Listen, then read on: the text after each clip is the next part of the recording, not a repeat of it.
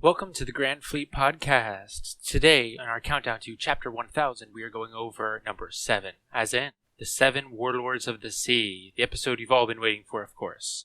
Today, we have with us me, Levi, from The Voice of All Things. Smizzle. I am King KZ75. And Wun Wun from the D Clan. And special guest star, Jake from Down the Weeaboo Hole. Alright. I'm pretty excited for this episode. You know, the Seven Warlords is probably one of the most interesting groups in the entire series, you know. Definitely one of the bigger through lines throughout the entire series. Like a lot of the other topics, it's, we deal with the Yonko toward the end. We have the 9 scabbards. They've only been relevant for, this arc. They probably won't come up again next arc or whatever. Yeah, exactly. These are characters that have been relevant since East Blue, and in fact, one of them is a Straw Hat now, so they're never going to stop being relevant. Right. In fact, the second one we were introduced to is now a Straw Hat. The second? Yeah, the second Warlord. Well, the first was Mihawk, right? The second was, Jinbe. Kuma. Oh, no, the second was Kuma and Dofi. Like, they were introduced at the same time after the Alabasta arc, like, between that. Crocodile was a Warlord. Oh, yeah, and Crocodile's not a warlord, not a Straw Hat. But I think they... Yeah, I think they mentioned Jinbe before. Yeah, way any back of them. when, but I wouldn't say that's an introduction. I don't know. Oh, well. I mean, it's not like I'm going to hold you. If you would consider that an introduction. If you want to get technical, Buggy is the first one we've met. You're right. Oh, yeah. Yeah. Huh. But, he'll soon be Pirate King, so I think we should rule him out. All right. Yeah. All right. So here's the question: we did talk about Jinbe in our 10 video.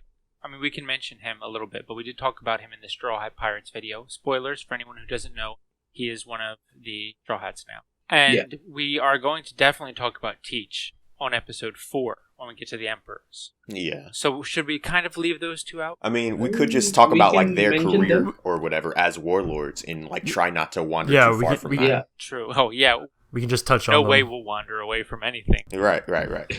Who should we start with? Just Mihawk, since that's the first one?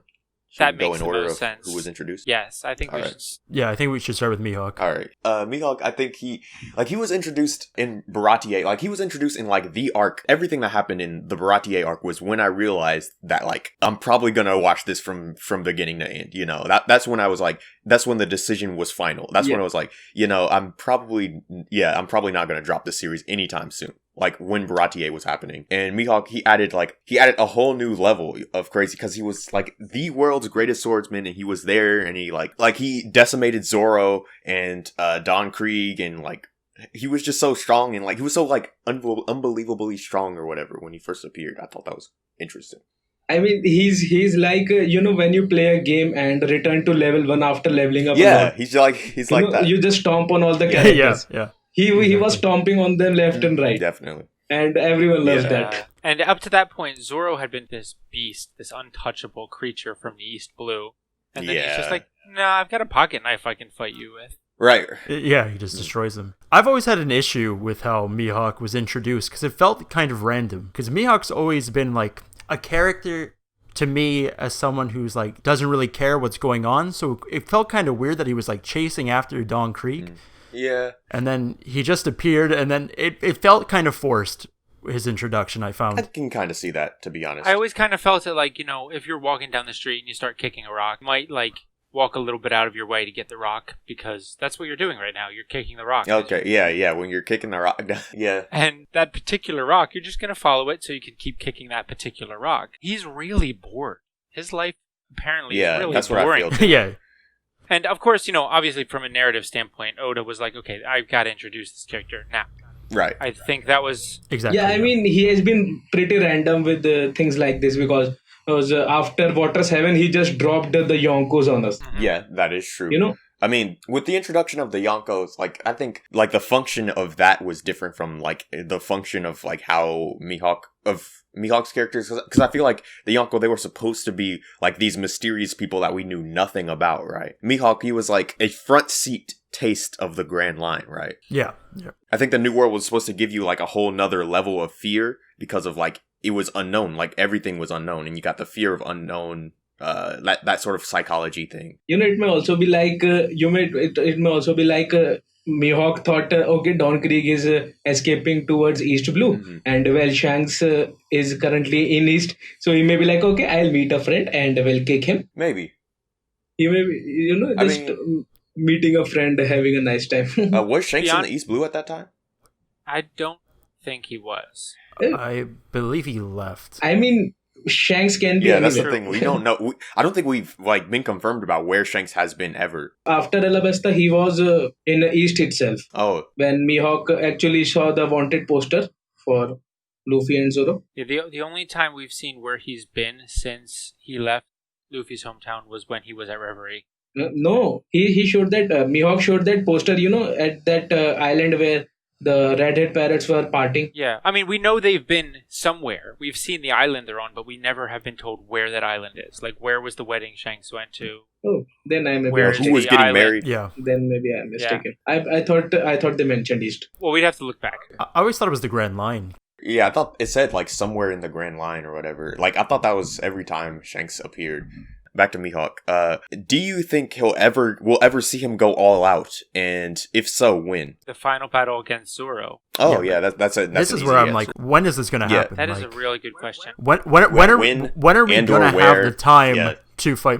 Yeah. One idea I just kind of like. I'm not sure. Like I don't think it's ever going to really happen. If but- it's gonna be Zoro versus Mihawk, I mean, there's not much of a setup as of fighting against him during the story. Yeah, I think one idea I just kind of had is that like people are saying that like since the Warlords have been anime only spoilers, I'm not really sure if anime onlys are actually listening to the podcast, but whatever.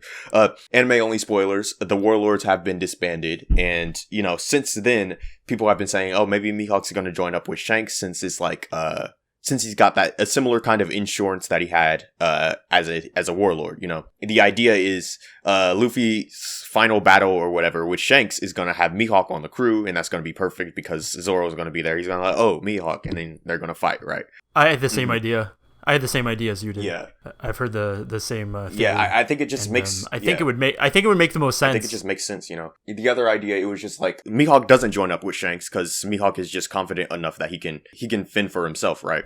And so then, whenever the Luffy Shanks final confrontation happens, like Luffy's gonna pull up to I don't even know where, somewhere in the Grand Line, wherever Shanks is, and then Shanks is gonna see Luffy. He's gonna be like, oh, that's cool. And then he's just gonna get out his Din Mushi and he's gonna be like, hey Mihawk, Zoro's here. You wanna come see him? You wanna come fight him? Something like that, But well, this is all assuming that Blackbeard does not decimate the red-haired pirates and Mihawk Right. That's just assuming that. before but- the series. For me personally, I've always considered the possibility that someone will suppress Mihawk before Zoro does, and then Zoro has to surpass them. But because Mihawk's been set up from the beginning to be Zoro's final matchup, I've always felt like that would be a lot cheaper. I wouldn't feel as satisfied if he beat a different opponent that was stronger than Mihawk. 100%. It would be way more satisfying for him to beat Mihawk as his final obstacle. Yeah, definitely. It's been set up way too much, way too long. He's even been taught by Mihawk, so we have this like pairing of the two for such a long time. It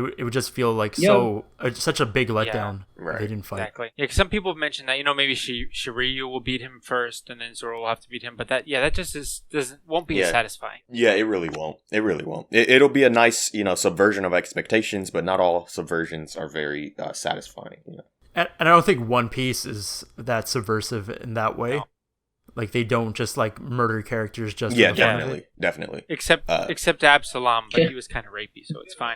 Well, They revive them for the fun of it, I I guess. mean, was that like? I feel like that even that wasn't Absalom. really for the fun of it. That was just for that was there was a purpose behind it, and that was for what's his name to get his fruit. Yeah, just Shiryu to get the devil fruit and make Sanji mad. Oh man, but- yeah. So Sanji wonder- and Zoro will both hate him. Yeah, well, once releasing his Kai once again, turning Super Saiyan Yeah. after Thriller Bark. Hey, here's an interesting idea. What if Zoro and Sanji had to like team up to fight Shiryu?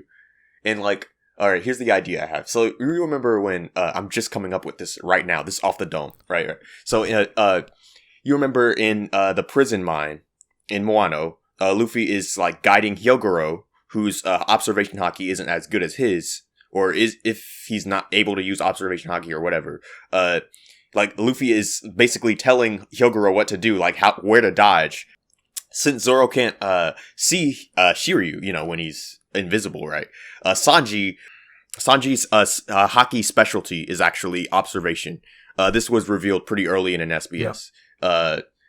So Zoro's is armament and Luffy's is conquerors. So since Sanji's specialty is observation hockey, so Sanji's going to be telling Zoro like where to dodge, where to swing, and everything like that, and that's how the fight's going to go. I could also see Zoro and Usopp teaming up too, since Usopp, he seems to be waking up his observation hockey, but I think Usopp could have his hands full with Usopp tied to his arm. Yeah. like call back to Water 7, you know. But Usopp could have his hands tied with Van Augur, you know. And I mean, it's a cool idea. Yeah. That's a fight that better happen. Yeah, I mean, a sniper battle is very interesting to see. A sniper battle would be very interesting. I think the fight against the 10 Titanic captains is pretty much set up to be one-on-ones for the Straw Hats. A lot of them line up too well. Yeah, 10 Straw Hats, 10 Titanic captains. Yeah. Yeah, but it can always be a 2 versus 2 Zoro's too fight. honorable to have like another person help him in a fight, I find. Against a swordsman, at least. Against a swordsman, yeah, definitely. Yeah. But yeah, if it's a 2-on-2, that makes sense too, doesn't it? A 2-on-2, yeah, I could see that because we saw that at Water 7. Yeah, Ennie's lobby. True. A 2-on-2 makes sense. Yeah, but not just at Water 7, but it was also in Alabasta too. Oh yeah. Miss Merry Christmas and Mr. Four versus Usopp and Chopper. Yeah, that was a cool moment. But yeah, back to Dracule Mihawk. I want to say he might be the shortest warlord, and he's like 6'4". Is he? He's even shorter than Hancock too. Right, you're right. Yeah, that's tough. But wait, is he taller than Law though? Because Law is only let me look around at this. 6 foot I tall. have the wiki page up, and yeah, Law might be the shortest before Mihawk. Let me just look this up. So let's say the OG warlords. Yeah, but yeah, he's definitely the shortest OG warlord. Let's see, Law is 6'3". 6'3". Yeah, I see it. 6'3.5", and I want to say Mihawk is like 6'4". I want to say Shanks, Mihawk, and Mihawk is 6'6". Law is the shortest warlord. Mihawk is the second shortest. Yeah. Before you got it. Well, it's interesting how the 2 short warlords carry that long swords with them to cut their opponents down. One thing we do have to talk about at some point is power scaling Mihawk. I think we just got to get that out there. Yeah, let's get that out of the way. All right. I think it's a waste of time. I think power scaling Mihawk, like seriously actually getting into a debate about whether you should, who Mihawk is stronger or weaker than is actually like, you're wasting your time. You're wasting your energy, and you're I think the whole point is that like, he's a mystery, you know, like he's an enigma. We don't really know how strong he is compared to other characters because he really hasn't gone all out. He really hasn't fought anybody seriously, like ever, you know. Maybe the fight with Vista, he tried to cut Buggy, nothing happened because Buggy is the strongest character by far, you know. Exactly. And we have no clue like how strong Mihawk is. And I see the Mihawk versus Shanks argument, you know, I see this argument like go on for like so long. People spend all this time talking about these characters who clearly are set up so that like it's a mystery. It's like you're not supposed to know, you know, for sure. Whether we actually will know for sure is, you know, that's a mystery, you know. Because here's the thing. We know that they haven't been rivals since before Shanks lost his arm. They have been rivals. They haven't been rivals since then. Because after Shanks lost his arm, Shanks was like, "What? Are you coming here to fight me, Hawk?" He's like, "No, I don't want to fight a handicapped person." Oh, okay. I thought you said. I thought you were saying, yeah, they weren't rivals before before Shanks lost his arm, you know. So they haven't actually had a fight in 9 years. Yeah. And if we see how much Luffy has grown in 2 years, we can see that in 9 years, how much did Shanks change? Right. Yeah. How much did Mihawk change? We don't know. It's a mystery. That's all you can really say. Tekking had a video talking about if Oda made a Shanks versus Mihawk fight, or like just talking about like what happened, like just kind of throwing around ideas for like what could have happened or anything like that. That's one thing about Tekking. He's not very like, he doesn't make these serious theories based on like very much information. He just talks about things he thinks he would like to see, you know. But yeah, it was a cool, like, he threw around some cool ideas. Just, another thing he mentioned in that video is that apparently Shanks and Mihawk, they actually had like some kind of epic clash at some point where where it is assumed that they went all out. Yeah, the one Whitebeard mentioned during his meeting with Shanks. They actually did clash at some point, which is interesting. I feel like this could be one of those off-screen fights that Oda's just going to leave off-screen, right?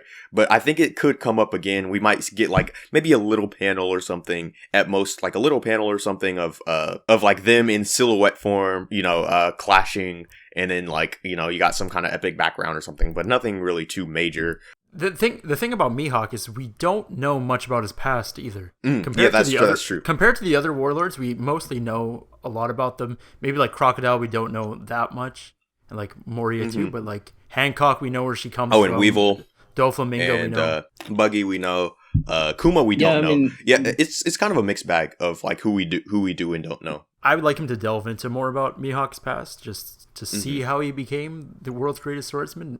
For sure, he had to beat Shanks. He had to fight Shanks in order to achieve that title. So I'm they had to fight before. You think we'll ever get like an extended flashback scene, kind of like the Odin flashback involving Mihawk? I think maybe if there's a character I want, but I don't know if Oda will do it because like Oda's been like kind of like hurrying it up with like Wano a bit.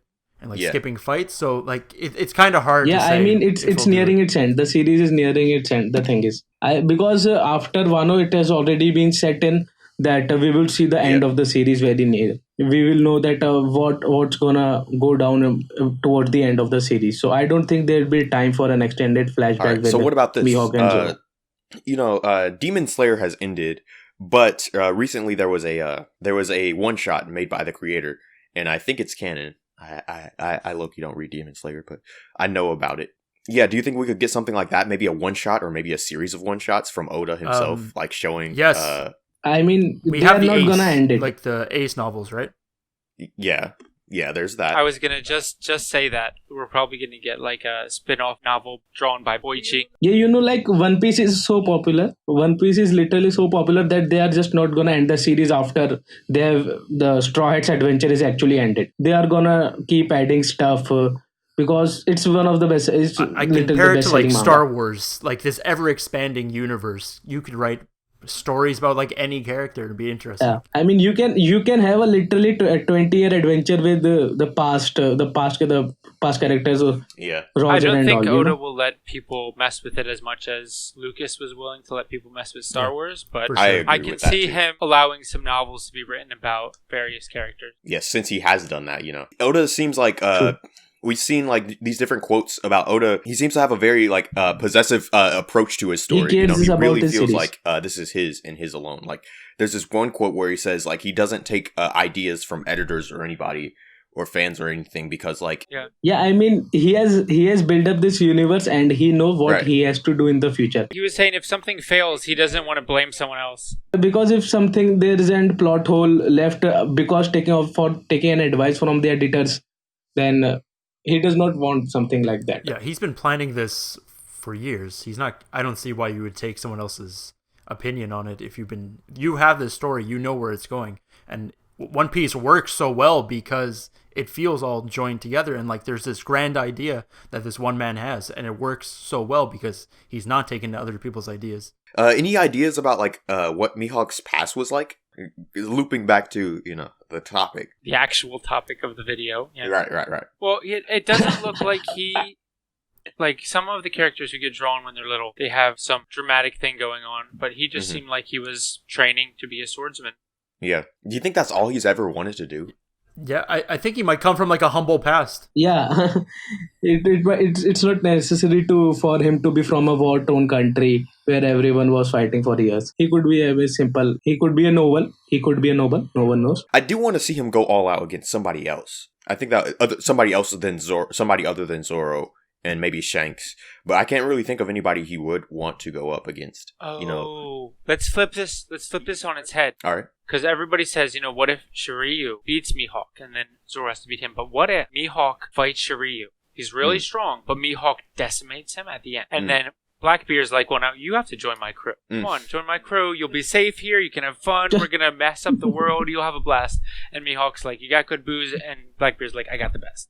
And then he hops on Blackbeard's crew.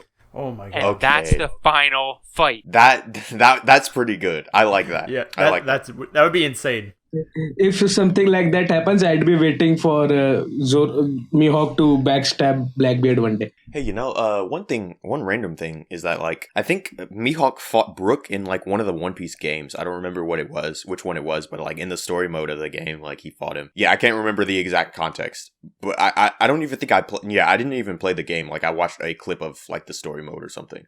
Brook still lost, right? It wasn't really a contest. I guess that was cool, to see another swordsman try to go up against, the world's greatest swordsman. I feel like there low-key aren't very many swordsmen who are, like, too relevant, who are awfully relevant, in comparison to Mihawk. I can't imagine what game that was, because I've played almost every one of them, and I don't remember that. Burning Blood? I never played story mode of Burning Blood. It might be Burning Blood. No, it's Okay. Burning Blood. The whole story mode is just Marineford.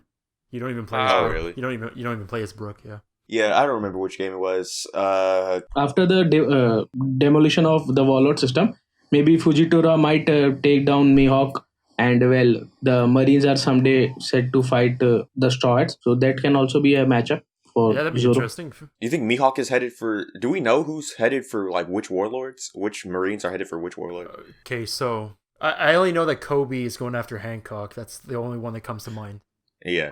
We saw who was going after. I think Stainless is going after Buggy, but he's not really interested. But Mihawk, no, it's just nameless people going after Mihawk. Dang. Rip. Yeah, I mean, when Fujitora was on that ship and there were Sea Kings around his ship, so it is assumed that Fujitora is going to Hancock, but it can also be Mihawk. I mean, No that one would be knows for interesting that. to see Kobe and Fujitora go. The only one I worry about getting captured is Hancock.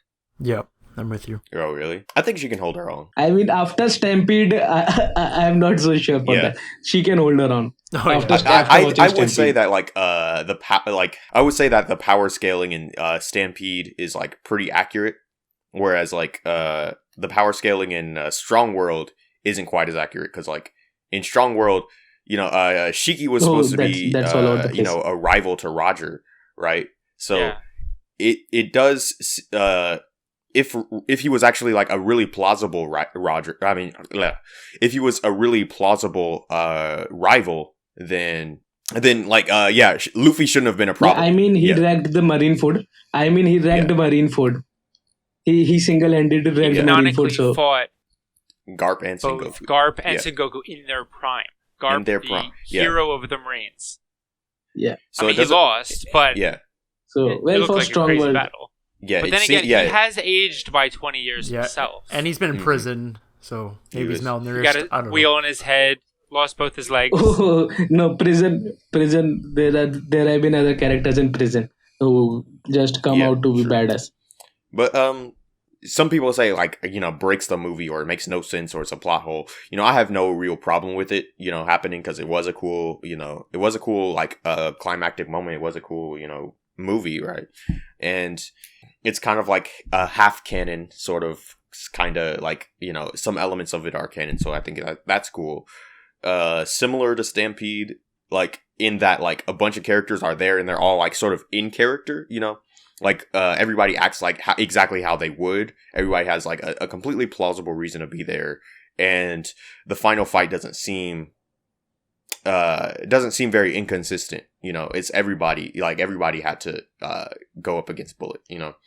But like it also helps that Bullet was never really compared to like any of like the strongest characters or anything like that. He was always trying to go up against Roger, but Roger would always beat him. And then like 20 years of experience since then, that would make him pretty strong, right? But whatever. Yeah. You guys ready to move on to Crocodile, since he's the next warlord that appeared? Physically, yeah. Yeah. So I think that she is probably one of my favorite cards. Yeah. She. Yeah, What's she. this? What's this? She?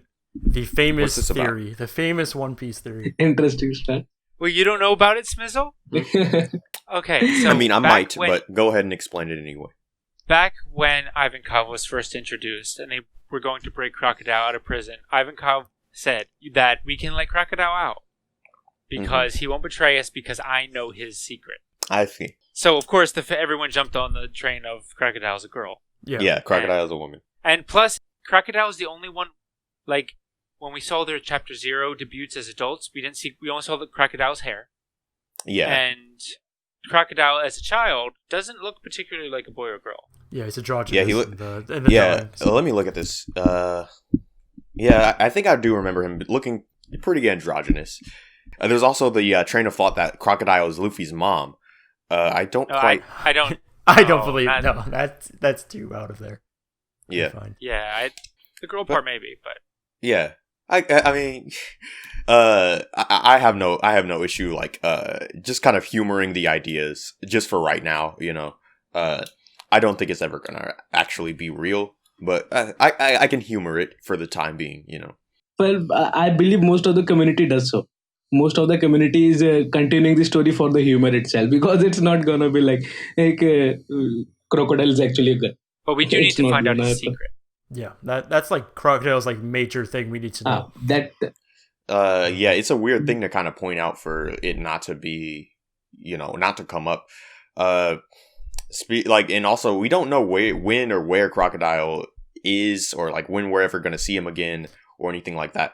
Like there are characters you can kind of guess when their next appearance will be, like for instance, actually, like I could see something like we get a look of all the warlords and what they're up to, like in between Wano and whatever the next arc is. I'm thinking it might be Elbaf, but that's another thing entirely. But yeah, I mean, right now, I guess Crocodile is just laying low and creating another crew office or something like that, like Baroque Works Part 2 or I think he's still looking for the secret weapon, probably. What is it? Neptune? Oh yeah, that's true. Or is Pluto? Yeah, he could be looking for Pluto, right?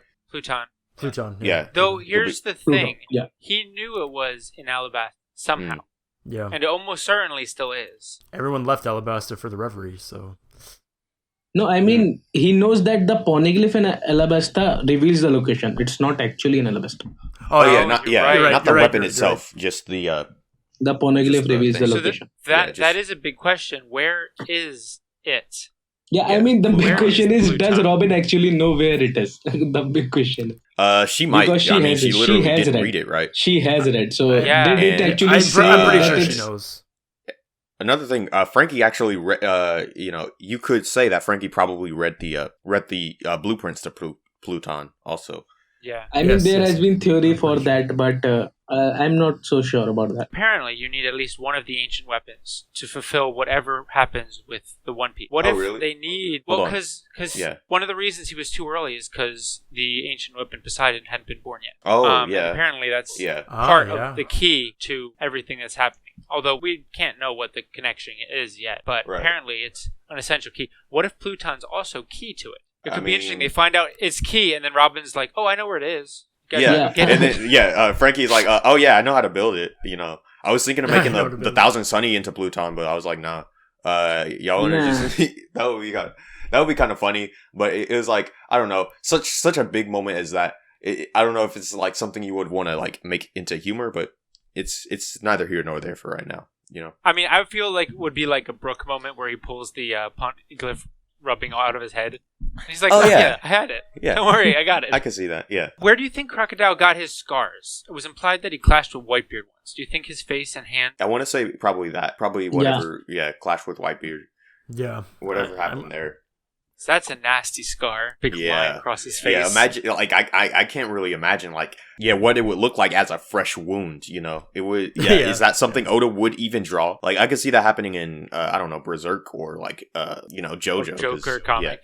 Yeah, or the Joker or something. Something known for being really gory and nasty, Maybe Ivankov fixed him up. Right. Oh, maybe. Getting limbs cut off, that's not something Oda hasn't done before, I'm interested in if we'll ever get to see Crocodile get his face cut open or whatever that was, I don't think so. I think that's going to be something that's just left open. Yeah. I don't really see him going into Crocodile's backstory. I believe it will be addressed at some point, with the commanders, all the commanders when they are present, and Crocodile is also present. It might be mentioned that, okay, that was that thing, but it's not gonna be super relevant or something. Right. I don't think we're gonna get like a full flash. Yeah, they usually mention where people get their scars from.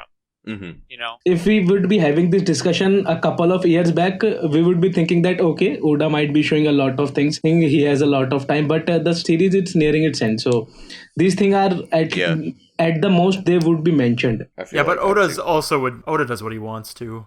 Oh, If that's he wants true. to drag it, if he wants to drag it out, he'll drag it out. he can get another decade out of this story right now if he wants to. I could see him doing that. But something I want to yeah. discuss is does Crocodile have hockey, and why did he never use hockey in Alabasta? It feels really I want to strange. say probably not.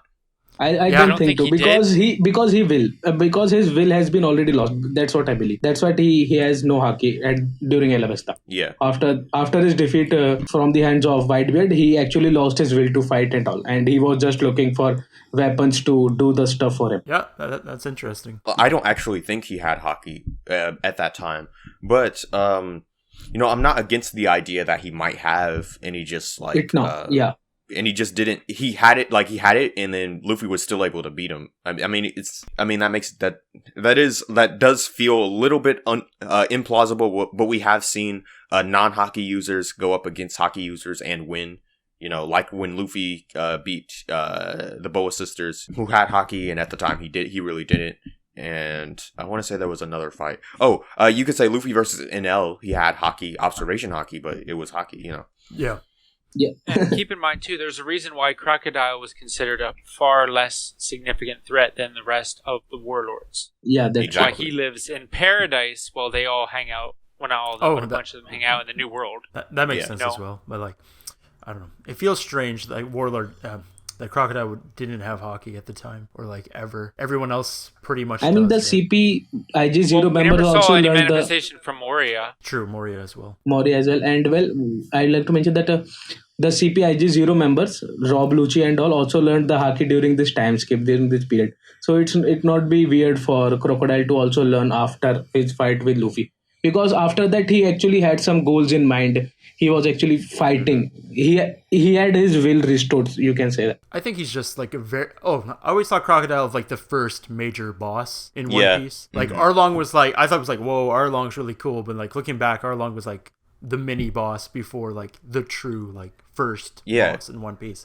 Because Alabasta took forever to get to. It was like several arcs before we finally got to Crocodile, and he was built It was up. actually the first big saga with the final boss at the end of the story. So I always see Crocodile as like a very important moment in like One Piece's history. And well, what do you think he's doing actually right now? Because we have seen him reading newspapers in various places and all. I kind of get the feeling he might be looking for something like within the papers, something specific, or he's waiting for something specific to happen or something like that. Or something maybe not so specific, but like maybe he's waiting for like some chaos to start and he can like slip in and do something. Maybe he's I don't know. waiting Yeah. for the Warlord system to collapse on itself. Maybe. Like, and then I mean- maybe like team up with some of them. I'm not sure because we haven't seen Yeah, that's much not a of bad Crocodile. idea. We've That's only not a seen, bad idea Yeah, for- we've only seen Crocodile once, I think, after the time skip, and he's reading newspaper. That's it. So he's with Daz Bones, right? Yeah. Yeah. Well, I remember. the one thing for sure for Crocodile is that he is against the Navy, and Revolutionary Army is fighting the Celestial Dragons. They are up against them. So maybe Crocodile might have something like a connection. You know, they may cooperate. Alliance and, or alliance, yeah, something like an alliance. yeah, I could kind of see that. He seems indebted to Ivankov. Yeah, that's the main. That's the It's main not really clear. thing. You guys want to move on to like Kuma, since I want to say like Yeah. he was the next guy. Moria. Well, Moria's yeah, next. Kuma and Dofi. Kuma Kuma Doflamingo. and Dofi, they showed up. Surimi, Bear. Yeah. I think Kuma was like my favorite warlord design since he first. Well, Kuma and Dofi, like those were my favorite designs. Like when they first appeared. And here's one interesting thing I kind of have to. I guess it's kind of like a theory or like speculation or like conjecture or whatever. But it's just like kind of some speculation about what I think of these two characters in particular. But I'll get back to Kuma in a second. But like. Oda, he obviously planned the Seven Warlords from roughly the beginning, right? With Mihawk, we know that like the Warlords were planned pretty early on, right? And we know like from the Shonen Jump cover, the week chapter 1000 came out. I mean, chapter 100 came out. We know that there was an early design of Boa Hancock there. And actually within that chapter, Nami was wearing a dress that looked a lot like Boa Hancock's design. She had this little boa, too, that looked like a little snake or something. So, we can infer that Boa Hancock was planned pretty early as well. I mean, Buggy, he might not have been planned to be a warlord, to eventually become a warlord at the time. But, he's there really early on, right? I want to say, so, like, with that being said, I want to say that Kuma and Doflamingo were probably the first two warlords who were kind of made up kind of on the spot, or near, who were not planned from the very beginning. That's just a little idea. Otherwise he might have drawn their outlines earlier on with more vaguely them shapes. Right. And, like, whenever, I think it was, Yosaku who was explaining the Seven Warlords, he showed all the silhouettes, and none of them look anything like, anybody except Mihawk in the middle. So, that's just my idea. I mean, I don't know. What do you guys think? Oh, yeah, I'm sure some of the ideas came later, were evolved later, especially Moria. Yeah, I have somewhere heard that Warlord as a whole system was not pre-planned. He may have had ideas for the characters, like, okay, I will have some character, the strong characters going here and there. But Warlord as a whole system was not pre-planned. Like how the supernovas were not all pre-planned. They just happened. Yeah, they were Oda just happened to create them. Spot, Yeah, so I read somewhere that originally only the Yonkos were supposed to be the faction which the Straw Hats would fight. But I read that thing. too. At some point, the Warlords were introduced. Pretty early on in the One Piece, when the One Piece community was first being a thing in Western countries, I don't know, the general consensus was that Luffy and the Straw Hats were going to fight every single warlord, and it's interesting how things turned out in the years that followed, because we had Mihawk from the very beginning, who and Zoro swore to eventually beat him, and then the first big villain was a warlord, and then after that, skip a few arcs later, Moria, the next big warlord, and then after that, Kuma comes in, and they have their talk and stuff, and so like you could infer that he's a future villain. Don't forget the fact that Jinbe was foreshadowed to be an ally of Arlong, so we all that is true. We have to fight him one day, right? Yep, and then after that, Sabaody happened, or I guess Marineford happened. Or I guess Amazon Lily, happened, and it's like I guess from Sabaody onward, things were being stirred up, all over the place, and now it was like from then on it was kind of unsure, like which warlords were evil, which ones were good, and it's like I think that started during Thriller Bark itself when Kuma mentioned Dragon, Kuma addressed Luffy as Dragon's son, so it all started back then itself.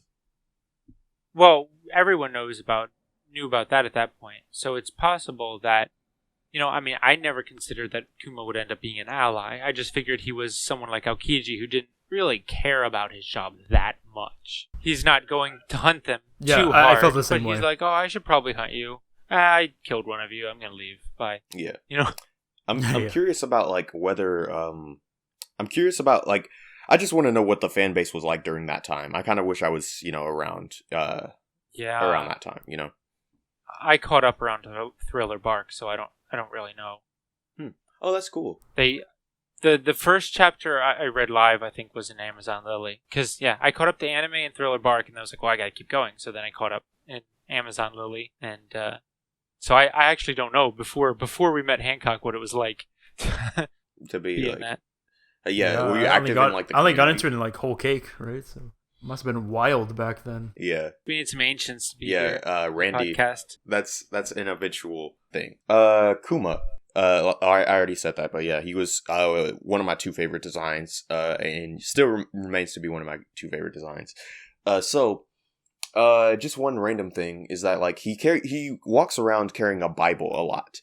So like, what do you think is in the One Piece? In the Bible of the One Piece world, That is kind of funny because I was actually going to mention that with Mihawk, that we see a lot of Christian and Buddhist like iconography. Yeah, in One Piece, but obviously they don't have the same histories. Right. The original Buddha, the man who became Buddha. Does he exist?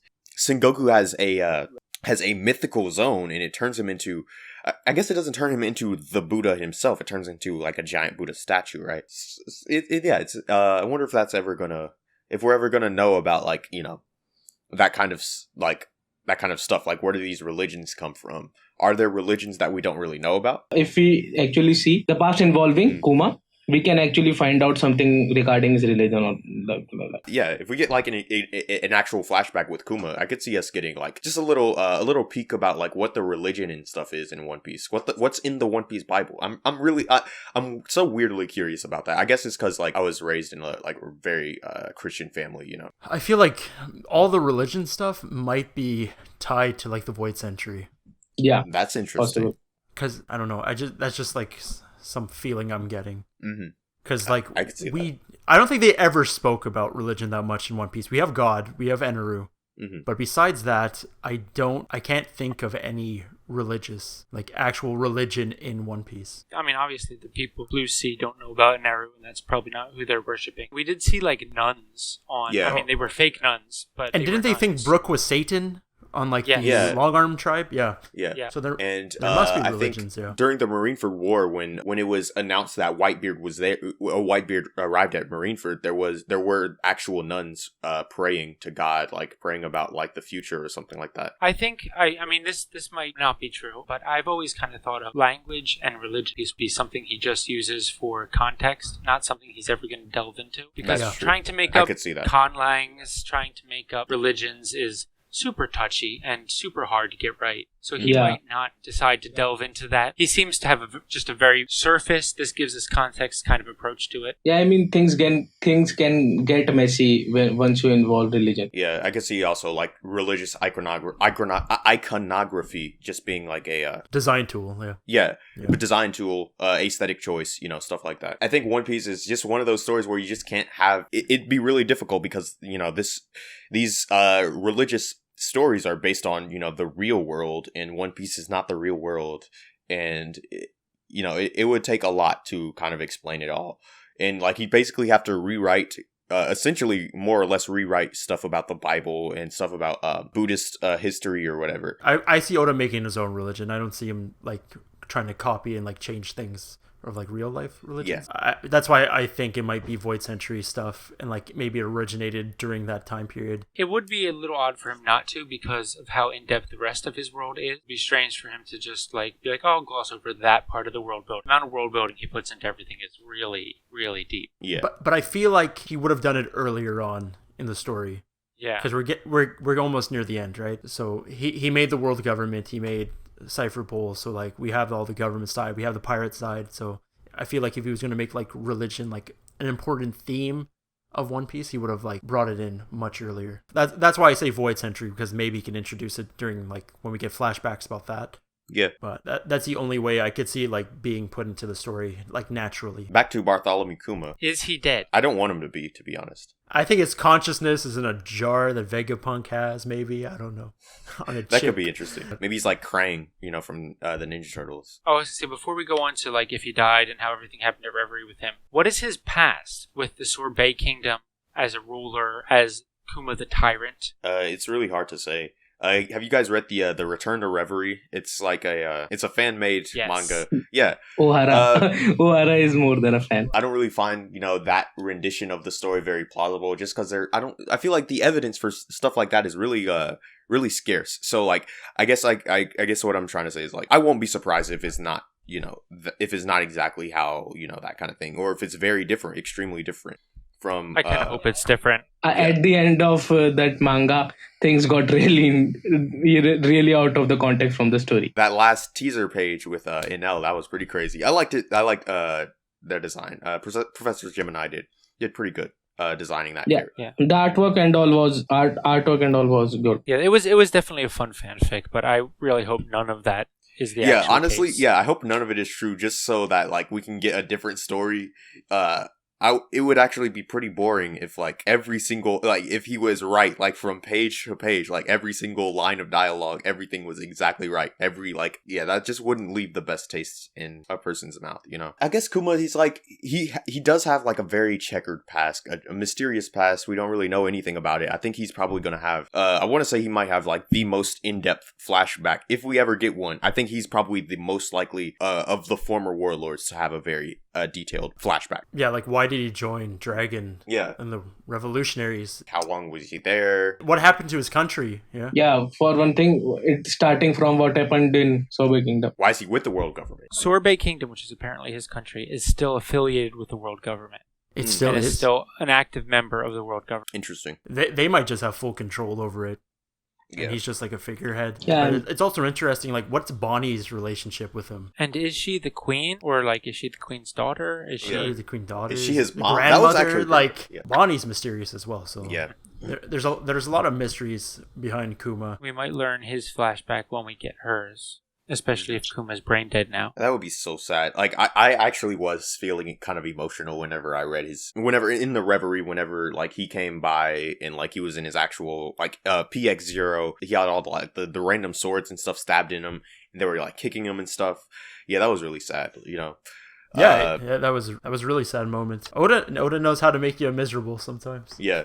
So whatever Oda has planned, like, he's gotta, like, I don't think we've ever been, like, teased for, like, an extremely tragic backstory before. We just get it, you know? Oh, I guess you could say the Odin flashback. Knew Odin was gonna die, you know, being boiled in stuff like that. We knew all that before it ever happened. That's the closest thing to any equivalent that we have. I'm really looking forward to when, you know, the day I have to bawl my eyes out because I'm reading Kuma's backstory. Kuma's story. Yeah. I have a cute story about Kuma. Long before I even watched One Piece, Jordan was watching it, the guy I run my channel with.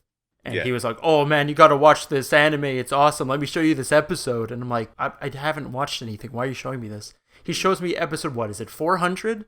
When they all get taken away to different islands by Kuma. Oh. So all I Why would he show you that scene? I know. So he just shows me a giant panda man shooting people everywhere, and I'm like, what the hell's going on? Yeah. So Kuma was always. So I have no idea. So when I finally watched the series, I was always like, who was this giant panda guy? And then I finally got to him, and he's cool. I don't think he's my favorite warlord. I like his design. I'm more of a Dofi guy myself.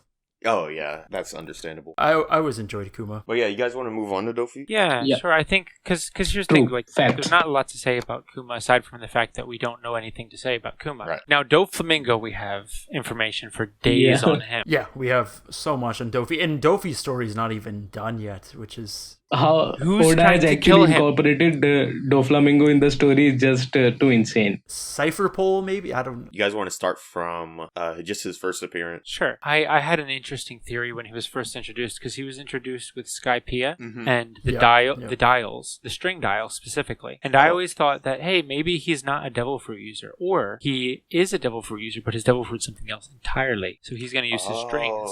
The strings are just him using string cloud, and then he's going to have an entirely extra power that's going to be even more OP. I believed him to be a psychic when actually he controlled that marine, but I too can say that I was a little disappointed when he actually was controlling him as a puppet. So when I first read that scene, I was actually talking about this with my friend who was caught up. When I was reading that scene, I actually did, I was paying like really close attention because I didn't know what was going on, you know?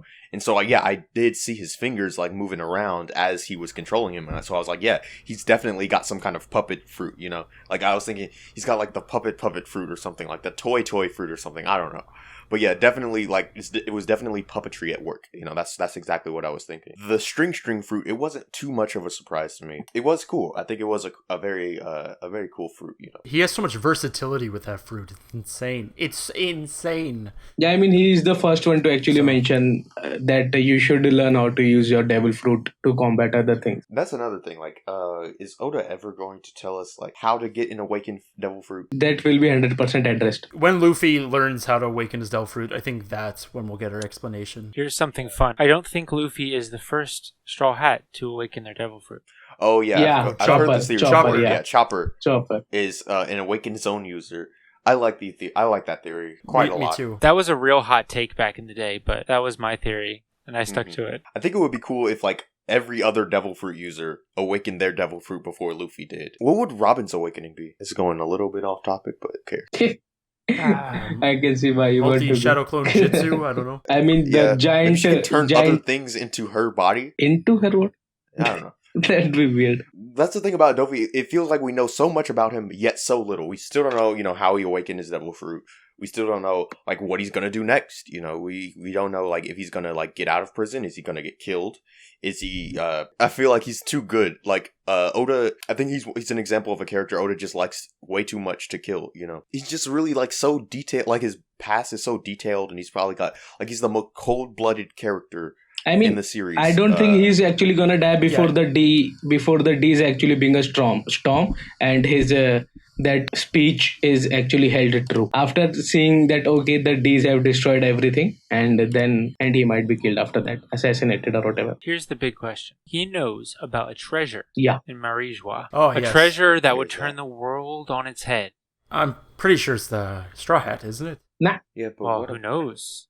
I don't think so. If it's actually the Straw Hat, then there is something about the Straw Hat which he knows. There's one theory I heard that I hated so much because it was so good that I felt like I had the end of the series spoiled. All right, do you guys want to hear it? Yeah, I think I know what you are talking about, but let's see. So, if you notice, the One Piece world is a giant X. A giant X marks the spot. Yeah. Okay. A treasure that would turn the world over if people knew it was in Marijois? What's the only treasure that can turn the world over? I don't know, something that makes it into a plus. The One Piece. Oh, the One Piece itself? Yeah, that's true. Yeah, I have heard that. I have heard that. I have heard this. Oh man, that sounds like that actually does sound like a really crazy plot twist that it seems feasible for Oda to do.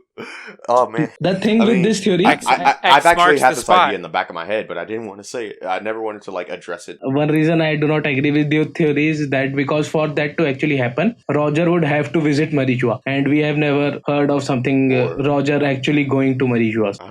I don't know. So I don't think it's a Marijois. And I also thought when I actually read that whatever the theory, but this string of threads came to my mind, and I was like, okay, I'm saved. Yeah, I don't believe it's and Marijois either. Raftel's been set up way too much, and we got the last Odin flashback, we got Laugh Tale. Yeah. So it's being set up. Maybe he was laughing because he had to go to Marijois to get it, but that can possibly happen. That'd be pretty sad. Yeah. So the One Piece is actually nothing because he opens up the chest and he's like, it's basically a little note that says your princess is in another castle. Go to Marijois. Yeah, exactly. And then and so he laughs because he has to go all the way back. Yeah, that can be true. That the actual One Piece is there. Go there, you will know everything. Something like that. The implication is that the name One Piece was coined by citizens or people who found out that Roger found some kind of great treasure at Laugh Tale. And he sailed all the way around the Grand Line. He found the great treasure. They actually believed he left that treasure. They actually think that Roger created One Piece. Only we know that they found it. I think there's a lot more to the treasure. I don't think it's just a treasure. I think it's a treasure that implies you have to do something now. Yeah, I mean, if Doflamingo was talking about the treasure that will turn the world upside down, it's gonna be something more relevant. So, getting back to Dofi, right. What do you guys think of Birdcage? Because I see a lot of people complaining about Birdcage. Yeah, it never bothered me. I never got bothered by Birdcage. It was probably mostly a problem for the people who are reading or watching it weekly. Yeah, it took a little too long. It was surprising that one person can spawn something that just nobody, Fujitora can't stop, Zoro can't stop. That felt weird that Fujitora wasn't able to stop. I was like, Zoro, fine, but Fujitora, that feels a bit too much. I mean, for that, the only thing which I actually convinced myself for this one was it's a defensive sort of attack, and right. Everything it has is its endurance to not break. So it kind of makes sense that even the strongest warriors cannot actually attack because not everybody was being cut down. Fujitora's blade was not being cut down because it's not like it's destroying everything. It's just durable. Yeah. That makes sense. It's a thing that he can use for some reason for offensive purposes very well. Maybe that's it. Maybe it's a mobility thing. Maybe he can't move it very fast. I don't know. I mean, if he ever comes back and becomes relevant again, do you think he's ever going to like have to use the birdcage again, or like have an actual explanation? Personally, I don't think Dofi's coming back. No, You don't think he's I coming think back he had at his all? time. Yeah, You I think don't he's know. just It's gonna, hard to say because like he's definitely coming he back. might just rot in prison. I don't know. It's hard to say because he had his time to shine, like a lot of time to shine. So. 100 chapters. 1/10 of the series so far was his arc. I mean, I always think that he's gonna return with his smug smile one day and just like he'll return, but I don't think he's gonna have like a big. His relevancy won't be that huge. actually revealing he what the might reveal treasure is, the truth, but something like that. yeah, that's what I believe as well. Like he might like give like an indication of what the treasure might be, but I don't think he's gonna be. Or like, fighting when anyone actually the very Straw soon. Hats find the One Piece and the world is actually turned upside down, he may be laughing at the Marines' faces. That might be his role after the story. Yeah. I want to know what's going on with him in Impel Down. Who's trying to kill him? What's like? I want some closure on that story. That's all I need. I want to know if he's getting his newspapers daily or not. That's what I'm Yeah, he's curious about. got Like, how does he what's get his going on. newspapers? Oh, I think Oda actually answered that in SBS. Oh, yeah, saying yeah. that no, Tsurugi. Tsuru isn't going to bring them to him. Tsuru. She's not going to help him, but he has his ways of getting stuff into the prison. Okay, I'm down with that. Yeah, he pretty much controlled the underworld, so Yeah. he's got his contacts. But another thing cool about Dofi was he was the first opponent Luffy fought with Gear 4th, Yeah. and He was the first one to show perfect. Like Awakened Devil Fruit. No, Like, I no, mean, yeah, I mean, was not the he- first one to have an he He awakening first devil. introduced us to the potential of Devil Fruit Awakening. I should have phrased it like Paramecia. that. We'd seen Yeah, Zoan's Awakened before. Yeah, first Yeah, awakening yeah, Paramecia. I should have phrased it differently. Actually, alright, let's try not to get on too much of a tangent here. I think that it might not be Paramecia, I think it might be Paramythia, since they would be spelled the same in Japanese. And Paramythia is an ancient city, and so is Zone and Logia. Zone and Logia, they're also like really old ancient cities. In Paramecia, like that would be the odd one out, you know. But Paramythia, that makes sense, you know. Oh, I could make a interesting. video on this. That's a Or someone different. could make a video on this. I think I might make a video just saying like the correct pronunciations or spellings of every single thing in One Piece. I don't know if it actually... Yeah, so like what do you guys think? Is Dofi just going to stay in prison forever? Or is he going to die? Is he going to break out? I couldn't possibly begin to guess. I have no idea. I mean, This is if so unprecedented. We can have a prison break to like Impel Down too, but with Doflamingo leading all the prisoners outside. I could see Well, maybe it, he'll but get to see Mr. 2. Yeah, Him and Mr. Yeah. 2 will team up and get a cover story. I don't that'll be fun. I don't know about that. The thing about like... Imagine Impel Down's first Imagine breakout is Mr. that, like- 2 going around changing his face to Doflamingos. because the significance of breaking out of Impel Down. Yeah, that's is what I so was going to get huge. to. Yeah, that's what I was going to get to. Exactly. It, So like would it feel... would. Yeah, it would feel a little bit Lackluster. cheaper. Yeah, it would feel kind of lackluster Yeah. if it just happened again, you know. So Quick tangent. I have a quick tangent. Do you think Luffy's ever going to fight Magellan again? No. Or I don't think so. Yeah. I don't think so. he lost to Magellan. So That's true. Yeah. But it Luffy feels doesn't really fight good people. Like I don't think Yeah, he's ever beat a good person aside from Usopp. No. But that was why. That's why that was so dramatic. He never beat Aokiji. He never beat Smoker. He never beat Magellan because these were good people. And right. Yeah. Oda doesn't really draw him beating up good people. I mean, he did beat Kobe. First, I was going to say, like, in chapter whatever, whenever they were leaving that one village or whatever, like, way early on in the series, when they parted ways, he gave him a good few blows, right? Just to show to the Marines that they weren't friends, if you remember. But also at Marineford, Kobe tried to get in Luffy's way, and then Luffy was like, yeah, he one-shotted him. yeah, good times. Yeah. That was a good. So, well, we can say Kobe is the only friend for Luffy who's actually getting stomped by him. Right. The first actual friend Luffy made is getting stomped by Luffy. I really liked Magellan. He was just a cool guy in every way. Even in his what things he did that was stupid. I love the whole like Impel Down team, Sadie and Yes. Hannibal. Yeah. Hannibal's so They were funny. interesting. They were interesting. All of them. They had their own traits and character traits and all. Oh, and if you were around when Impel Down first came out, us trying to figure out what on earth the blue gorillas were called based on the Japanese Oh, yeah. was hilarious. We could not figure out what they were actually were people supposed saying? to be called. Blue Gory, Blue Glory, Blue... We knew there was a blue in it, but we had no Yeah. idea what the second word was supposed to be. Interesting. Kind of like Doflamingo and Kuma when their names were first introduced. It was just a jumble of letters. I don't know if you've... I've seen like those old scans before, but I it's wasn't around. like 3 X's and right. Doflamingo's name. But I don't even see why. Like I can read katakana, and it's not really difficult to actually like figure out what exactly that was supposed to say. Like if you like, I can see if you didn't know Spanish. If you didn't know Spanish and didn't know like Quixote was spelled like, like how it is. But yeah, it would, I feel like it shouldn't have been too difficult to figure out. And then Flamingo, like knowing, if you know about the animal flamingo and you can make the connection that he's got like the big feathery jacket boa thing, then yeah, it's Doflamingo. I don't know. I feel like, I don't want to seem like some kind of, I don't know, pretentious or anything, but yeah. I think it probably shouldn't have been too hard to figure out. Official translations weren't really a thing back in that day. They were only like the beginning of East Blue, I think. Right. We're spoiled nowadays with our free weekly releases, simulcast in English. And right. Oh, yes. You guys want to move on? Gecko Moria. Gecko Yeah, Moria. the laziest of the batch. Hot take. Here's a really steaming, smoking hot take.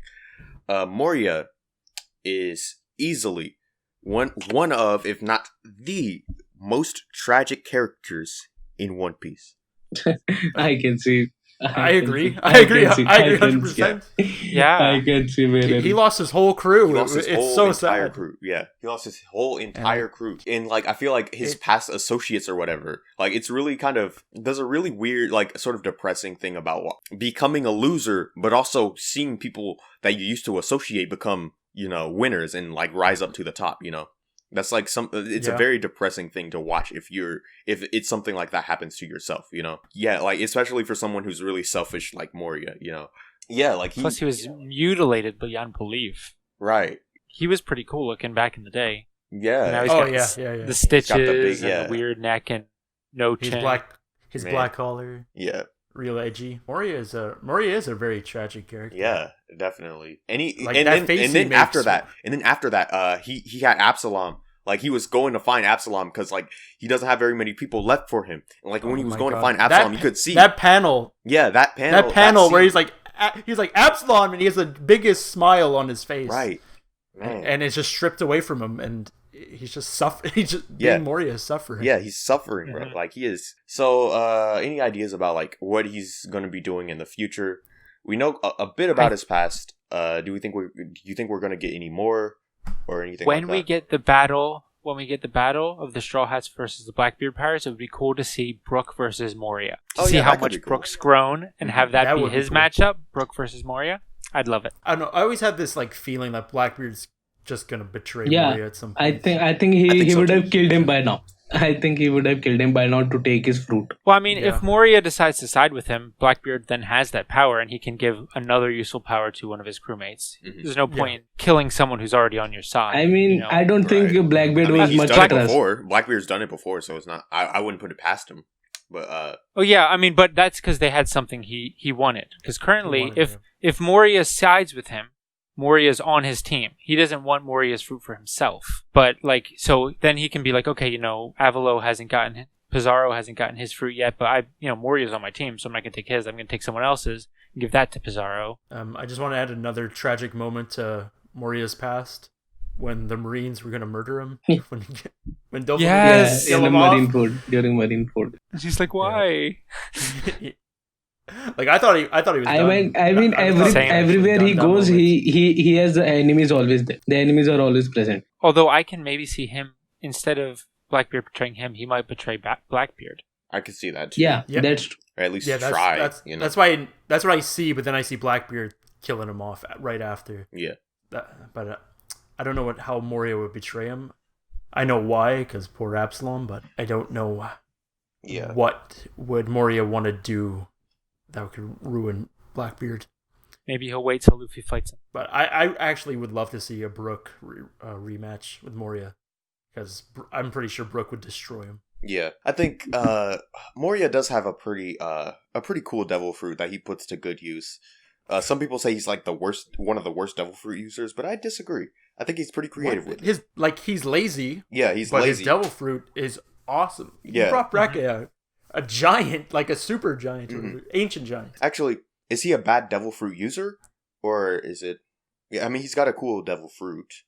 I mean, is He it like is it he bad knows food how to or use his bad fruit, food? but he's not using it like the way he should because he is lazy. So yeah, maybe he is a bad devil fruit user. I don't know. I wouldn't say he's the worst, though. We have Yeah. people who are a lot worse with theirs. I can't say Conjuro, but No. who else?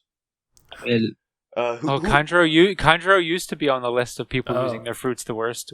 Momonosuke's a devil fruit. Yeah, Momonosuke. Smile. Whatever's going on well, with it's a that. smile fruit, but Right. uh, Or it's not really a smile. It's like a Is it? I failed forget. devil fruit or something like yeah. I don't Okay. Yeah, think because it it's- was made by Vegapunk instead of Caesar. Yeah. Yeah, it's a whole other okay. category. I wonder if we're gonna see any more of those artificial devil fruits that Vegapunk made. Yeah, I want to know why it's considered a failure because it seems to work fine. I mean, Yeah. he cannot control it. yeah. That's the only thing I have convinced myself with. Yeah, but neither could Kaku when he first got his. And that was a Neither real could one. Luffy Yeah. when he had a regular devil fruit. So. There isn't too much to talk about Moria, and I kind of want to speed through these because we've been on this for a while. After Moria, Hancock? who was it? Hancock. Yeah. Okay. Mhm. Man. Hancock versus Kobe. Yeah. How's that gonna? And I'm kind of on both sides of the argument. I like the idea. It's a toss up. It's a toss yeah, up for me. yeah. I like Absolute both sides of the toss-up. argument. I mean, I don't. have you seen that I one don't spin think arc? Kobe would actually be able to defeat Hancock. I don't think Kobe is strong enough. Straight up. Yeah, I don't think so either. Well, we haven't seen any real feats of strength, especially since the time skip. But I don't see it happening. I could see him like trying to talk about sword with her, or they just both end up Fanboying fanboying over and Luffy. fangirling over Luffy. The only thing is that he may have noticed how Hancock supported Luffy during the Marineford, and he may be like, okay, Yeah. I want to meet her, and they just fanboy about Luffy instead of fighting. Right. That's what I was saying. But I'm trying to think where does Hancock go from here? Would she be captured and then Luffy has to save her, or would she go after Luffy and join him in the final fight? I don't know. And Well, I like Because here's the thing, she's in the same boat right now as two of his other allies, Sabo and Vivi, who might be Yes. in grave danger once they get out of Wano. Yeah, I mean, Oda has teased that a little with Hancock, Vivi, and Sabo. I like the idea of Hancock joining the Grand Fleet just so she can meet Bartholomew and they can yes. yeah, I they think can that. obsess over Luffy. Yeah. I love whenever I see fan art of the two of them because Yeah. they're like Yeah, fighting me over too. Luffy. It's Yeah. the best. Who would win? But, But who would win in the ultimate Luffy trivia game? Would it be Hancock, Kobe, or Bartholomew? Bardo.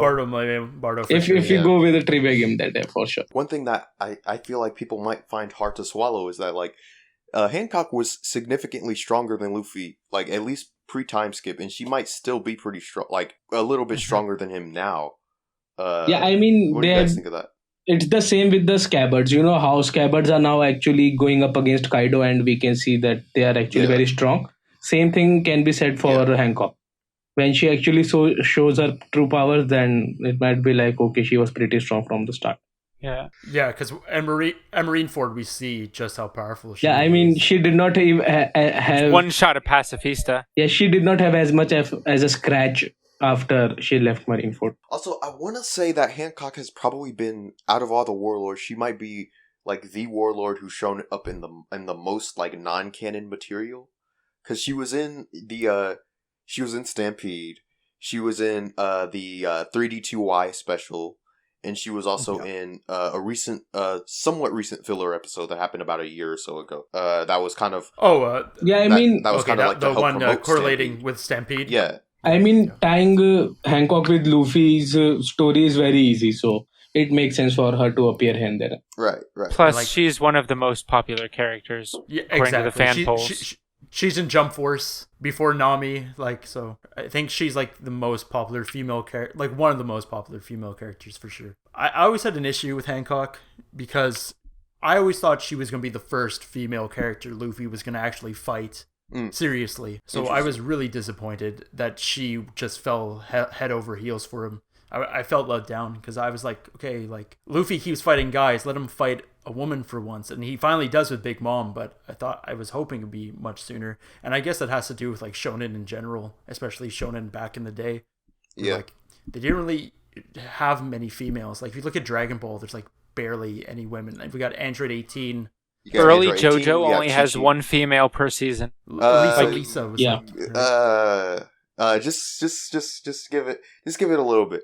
Give JoJo just a little bit of time. No, I'm saying early JoJo back in the day. Oh yeah, Yeah. early JoJo. Old yeah, shonen. Yeah. The only female character in the early seasons was the one that makes the next JoJo. Right. So right, that was right.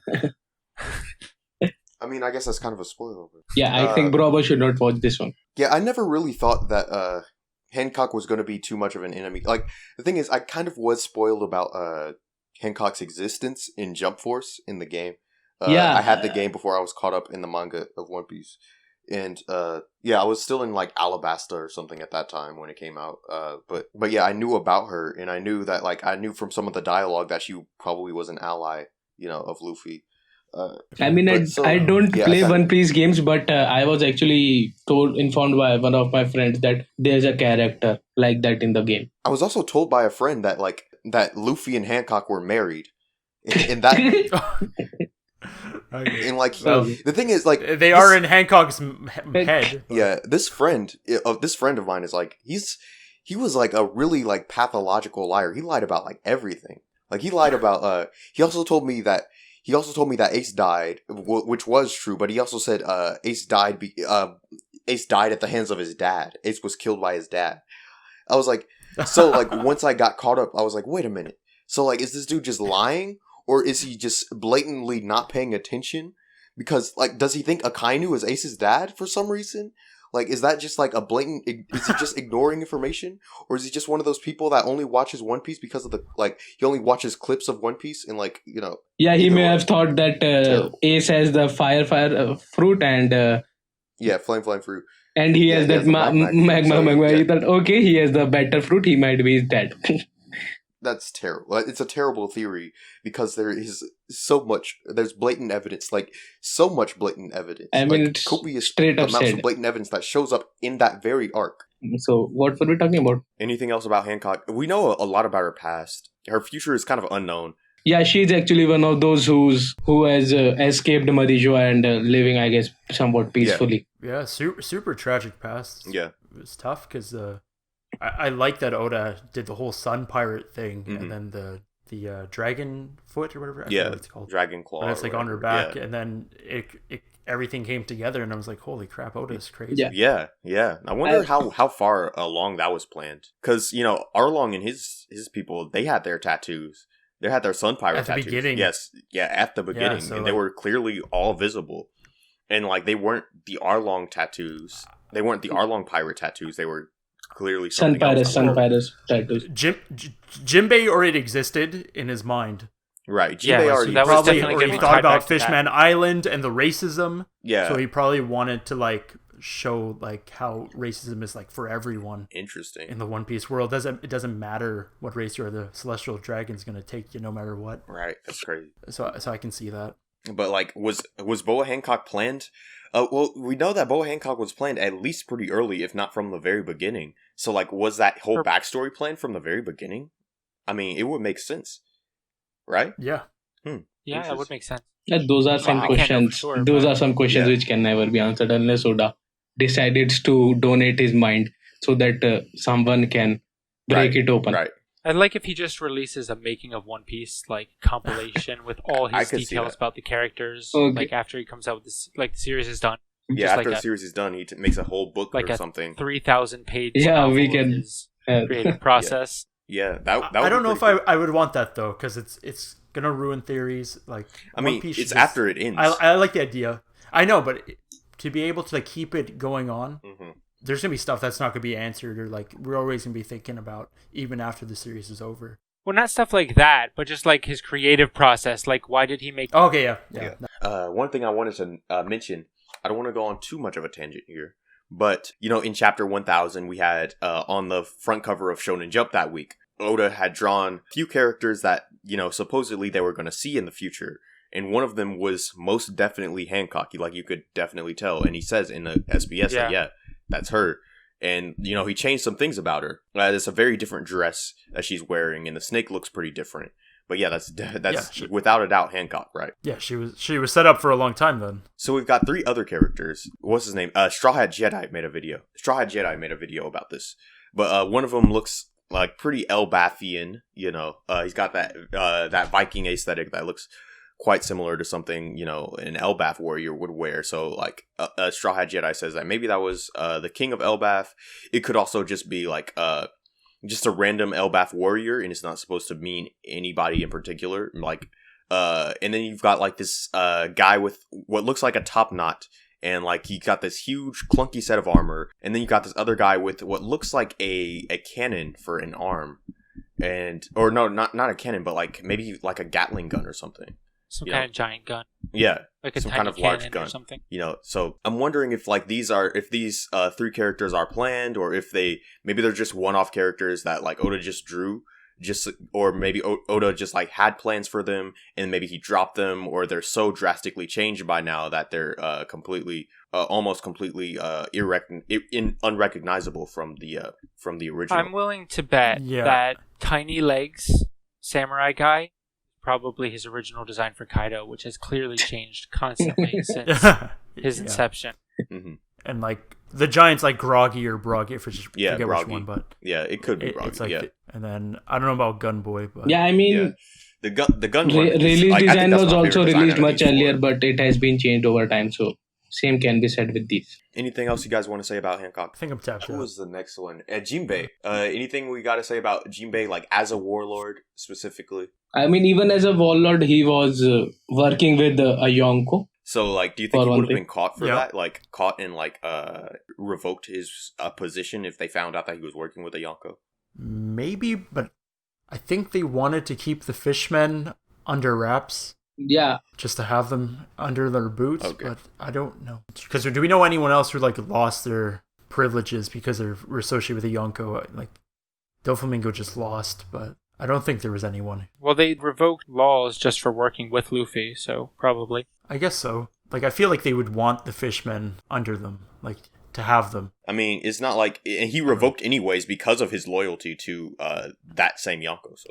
I'm just saying that Jinbe actually cooperated with the world government pretty much as a whole before Marineford actually happened. So I guess they would have kept him around, unlike Law, who was doing whatever The he thing wanted. is, you know, Jinbe did resign because of his alliance to the, that same Yonko, so, you know. It's interesting. I just noticed something about Jinbe that I'd always figured it was a tattoo or something by his eye, but someone said it's a scar. Oh, yeah, that's definitely a scar. But what is that from? Do we know? I don't think so. I don't think we do know.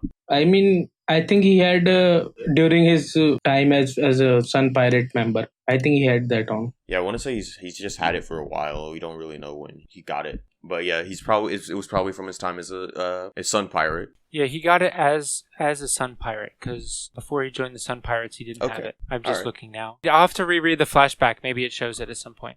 Like, on the side of a panel, you see him get hit I or mean, something. yeah, that you know? does sound like something Oda would do. You know, he's shown characters like that before. Like, I want to say it was how Inu and Neko, how they got their and also Raizo, like how they got their scars. Those were shown during the flashback, but they weren't really like they weren't Highlighted. highlighted very well. But they were there. You know, and I think the next warlord after that was Law.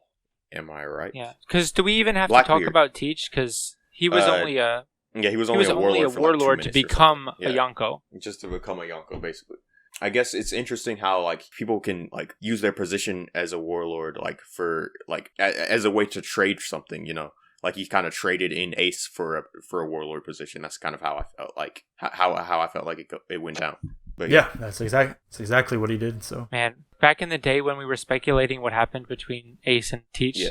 before we knew the war was coming, and it just had an incredible incident happen because it was like, oh, what could that be? You know? oh my god, yeah, I bet. Law is, according to the popularity polls, the most popular of all the characters to have a warlord position. In fact, I want to say like he's the most popular. He's the most popular character other than the Straw Hats. He was actually number 2. He got number 2. I want to say two different times he got number 2.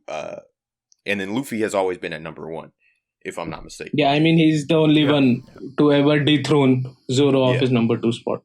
Yeah. I mean, of course, until he becomes a Straw Hat. Right. So We could talk about like his time as a warlord. I think Law's his induction. Is that the Sure. Is that the word? His induction as a warlord, like his was probably the most badass. He just gave the world government like 100 hearts, right? Is that what happened? Okay. Yeah. Yeah, I think Law was one of the warlords that surprised me the most coming out of the time skip and hearing about what he did. And there's also a lot of mystery around him, I feel, especially with the Rocky Port incident and what that was about. Oh, Yeah. yes. And also just the fact that, with Law and Blackbeard, like some of these warlords, you start to doubt, like, why do people even become warlords? Like, it's just... I mean, it shows the another desperation for agenda there. world government, if nothing else. It showed the desperation of world government to have more power under their control. They just contact the strong pirates Exactly. going around and like, okay, do you want to join us and help us? And they'd be like, okay. It save us the hassle of fighting you all the time. They just step there. You're exactly right. Because I think apart from Mihawk and maybe someone like Boa, there's always like a hidden agenda with the warlords, which does not make it worth it to get them. I mean, it makes perfect sense why they disbanded. It was totally useless. Liability Like, at this point. Crocodile messed up everything. Doflamingo messed up everything. Weevil was actively The killing faction tons of innocent itself people. was not very stable from the very beginning. But the world government was just desperate to have more power under their control. The Yonko were already letting loose, and they did not want another 7 pirates to do the same. Well, there's something I want to bring up. The warlord system is kind of weird because it's like you're pretty much telling pirates to like bring up your bounties, and then maybe you could join this system. I don't think that's the idea exactly, But like that's how it feels like.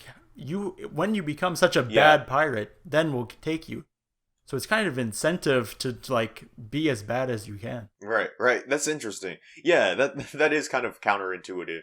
I don't think it's that exactly. I feel like there's like some things that the world government. I feel like there might be some people who are like some specific people who are like Jinbe who consider like which warlord should be the best warlord. Jinbe was like, all these fishmen, so we can like take Jinbe. So that's nice. Hancock's got like this island of women by herself, so let's take her. So, It's probably Commodore Brand New all over again. The same guy who does the bounties. Yeah, he gives out the bounties. I think he's something I kind of like. There's something about Brand New that I just kind of like. I don't know what it is, but he's very cool, I guess. He's like the exposition dumper, I guess, or one of the something like that. I don't know. I think all we have left is Buggy, Weevil. Buggy-sama?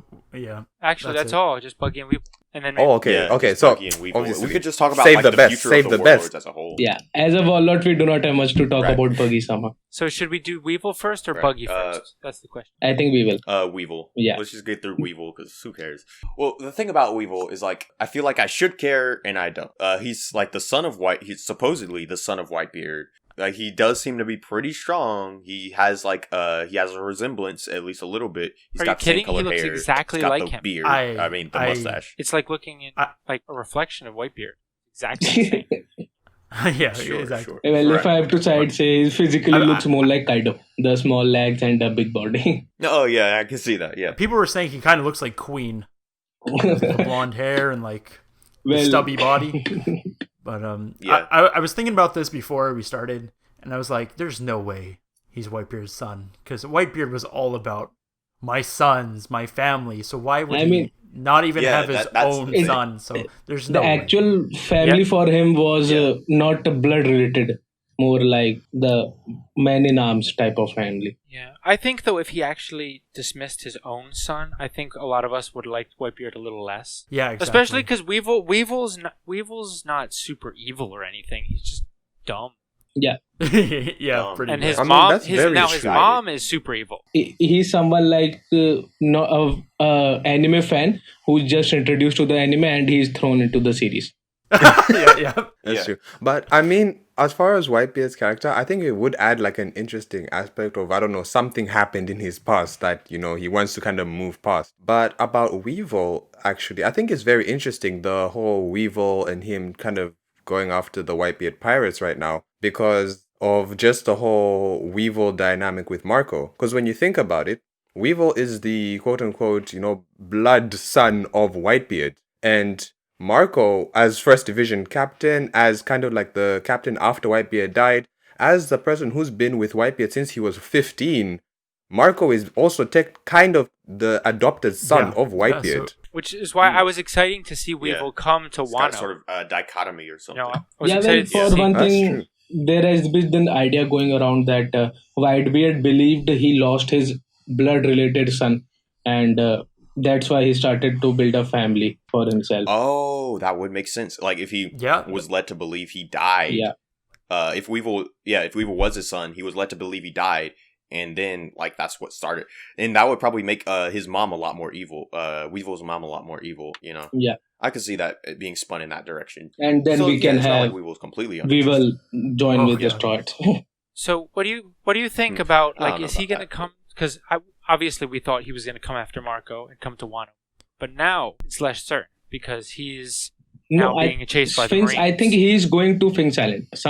I think he's someday gonna reach to Finks Island when Marco isn't around, and he might. Marco's not around now too. So Yeah, he right about now, and there he might actually learn that Whitebeard never knew he had a son and all those things because Whitebeard was brought up in Finks Island, so the people there might know about Whitebeard's past. right. Okay, but then I get I mean, it makes two sense. questions though. The first one, I'm just gonna ask them both, and then you can pick which one you want to answer. But first one is, if Weevil is not the son of Whitebeard, then where did he come from, and why is he so strong? And then the second one is, where do you guys think his story is going? Like, where is he gonna end up? Is he gonna die? Is he gonna change sides? Where's he going? He's not gonna It's die. really hard to say where Weevil stands because we got like one scene with him, I think, Yeah. where he's like hunting down, and that's about it. Yeah, that's the thing about him. We have like really like little to absolutely no evidence about what like in either of those questions you asked. You know. And No, it's like, for the first question, I would like to add that we still do not know about the origins for Big Mom, and she's also supposed to be a child who's very strong and big. Something there's a different kind of genetics going around in the One Piece humans. Oh, do you think there's ever going to be an answer to that though? Yeah, I think it's gonna be end up something like they have genetics from the I giants. agree. Or I something, think Weevil's a giant, and his story is going to be an Elbath. I mean, you know, That would be cool. Big Mom is not considered a giant That because could she's be. about 8 feet or 9 feet. I just checked Weevil's height. He's 22 feet. Oh man, I didn't But know giants, they're pretty. They're pretty bigger big. They're Yeah. significant. that. Yeah, no, I think 15 meter giant is the shortest giant introduced, and anyone above that is considered Yeah. a giant. So 22 meters is Yeah, well above average. yeah, it's pretty short compared to the giants. And let me see. On a side note about that, there was something interesting about Weevil. He feels so disconnected from the rest of the story because he's never actually even shared a scene with any other character of note. I think there was one Whitebeard commander that was like dead at his feet, and that was the only that's the only established One Piece character he's ever shared a scene with, as far as I know. So it's like he feels so outside the rest of the story that he just it's so hard to tell where he would even go from here because he's never actually been in the story. I feel like Oda just wanted to set him up for something down the line. That's it. And I feel like Elbath is where we're gonna get. Now that you said Weevil. it, I agree. Yeah, I feel it. Yeah, I'm like looking at the wiki right now. Giants are 12 meters tall at minimum. The shortest known giant is Oimo at 16 meters tall. yeah, 15, And 16. Dory is the tallest known giant.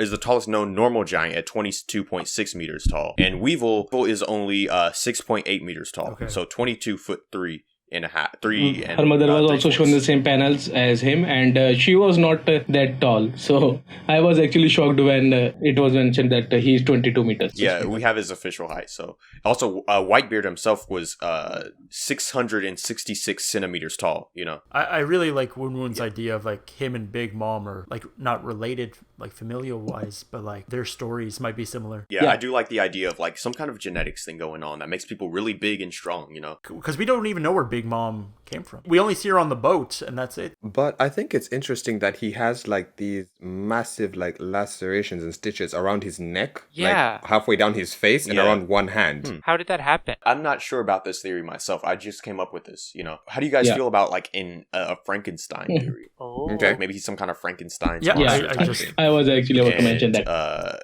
created he some- He's all these he different somehow bodies put escaped. together. Yeah, that could be made by Vegapunk. Yeah, maybe made by Vegapunk. He or some somehow other escaped scientist. the labs of Vegapunk, and now he's roaming free. Oh, like kind of like Superboy was Ooh. made. Yeah, Superboy exactly. was made to fight Superman. He's like Whitebeard Boy. Yeah, he's like, Well, yeah. then I should say it's a called- failed experiment. Yeah, they were trying to like Yeah. mimic Whitebeard. That's not a Could be bad a thing. idea. That's That's an not a bad interesting idea. That would theory. explain why he I looks like so that. much like Yeah. Whitebeard. One thing I'm starting to notice is that like theorists, if you get like those who make theories, I think you guys should pay attention, take some notes, maybe make these into videos, especially you, King KZ, Brobble. Do you make theories, 1-1? Well, I discuss them a lot, but recording is something I'm being a slow around this time. I try not to post too many theories. I usually try to focus on stuff that I know for sure. Except for the law theory. My law theory video is one that I will stand by until it's proven true or false. But Yeah. that's the only one I'm going to go off and be like, yes, this is my theory. You guys want to wrap this up, or not wrap this up, but move on to the last. Yeah, I mean, the last Buggy-sama. final, most how powerful, can we most forget important to Buggy-sama? character in the series, and the last warlord. I mean, the future pirate Yeah. king, you are leaving out the king future of pirate king. pirates, Buggy. So, the most important character. The we most gotta, dangerous Yeah. D in this world. The most dangerous D in the world. Especially since he can detach it and make it fly around the room, I think it was the most exciting thing Yeah. that happened after I was the kinda New World spoiled when about we got this. introduced to the time skip. It was like, Yeah. I Are mean, you serious? Buggy things were become a moving warlord? around very fast. Things were going around very fast. I love and that. We were introduced to a different kind of universe after the time skip. Many things have changed, and we were looking forward to the changes. Right. And then suddenly we had Buggy-sama, Yeah. who is now a warlord. So it broke the tension. It broke the tension or somewhat. I know this is not the focus of this podcast, but honestly, No, that I feel happens all like the if time. Buggy Continue. can make warlords and no one has an issue with that, I feel like there should be no issue with Luffy being a Yonko at this point, because Yeah. Buggy is a warlord. Honestly, Really? I feel that. Buggy? From the likes of Crocodile, we've gone to Buggy. Luffy's a Yonko. Luffy's a Yonko in my mind. Buggy is the person who has played the One Piece world system the most. Maybe no Blackbeard. one Yeah, has I- come Maybe close. Blackbeard, but no. He knows for sure that everything he knows he knows that everyone just would recognize him as long he has the clout. So he's just gathering strong allies so that he can have the clout. And I think the best thing about Buggy is that he doesn't overestimate himself, right? Yeah. Like, he knows how weak he is. Like, there'll never be a moment where Buggy would do something dumb. Like, we saw when Ace just jumped on Buggy's ship randomly Yeah. and wanted to kill him, and Buggy's like, no, don't mess with Whitebeard. Yeah, so he's That's not a not what you stupid want to character. do. Right. Yeah. Like Buggy is really intelligent. Yeah, but Buggy's really intelligent. And all of Impel Down, he was like, no, let's not do this. Or Let's not do this. Let's not do this. Like maybe he's a coward, but being a coward being a coward doesn't correlate to being stupid, Yeah, I yeah, mean, he's very like Usopp in that manner. I kind of think it would be interesting to see Usopp and Buggy Ooh. go at it, Buggy I don't D know if Cloud it's gonna versus happen, God. They Usopp. even ever met. Oh my Yeah, God. they've never met. but something what could happen is Usopp Yeah, and God. Buggy may come face to face, and both of them know about each other's clout. Buggy knows that Usopp is a very strong sniper and he can take him out in Yo. one shot, and Buggy And then they're both scared of each other because of the clout. So they make no moves. that'd be funny as hell. Yeah, yeah. That would be funny. They're just bluffing. They're both waiting for their I feel conqueror's like hockey Buggy to and go Usopp off. are the type of people who would go and tell people a story about how they fought and how it was a legendary battle and the island disappeared, but it's all a lie from both of them. Yeah. I want to know Yeah, the that would be stories funny, like- of what Buggy might have told he did during Marineford. Yeah, because they would both be terrified of each other. This because it's like God Usopp of the Straw Hat Pirates, and He might be like, "Oh, when would he attack me? I should escape or I should hide. What should I do?" And the same is with the other one. That's it would be funny. amazing. Oda needs to make this happen. Yes, he does. Very. But where do you think Buggy's going? He's being hunted, and he's gonna run away and leave his crew. To hide. Yeah, I think he's still gonna at least have Mr. 3 and Alvida, I He's think. still got a lot of story left to get because one, I think we're gonna see him find Captain John's Yes, treasure, yes. and I think you know how I said that maybe the treasure that would turn over the world in Marriage-Wa is the One Piece? What if it's Captain John's treasure?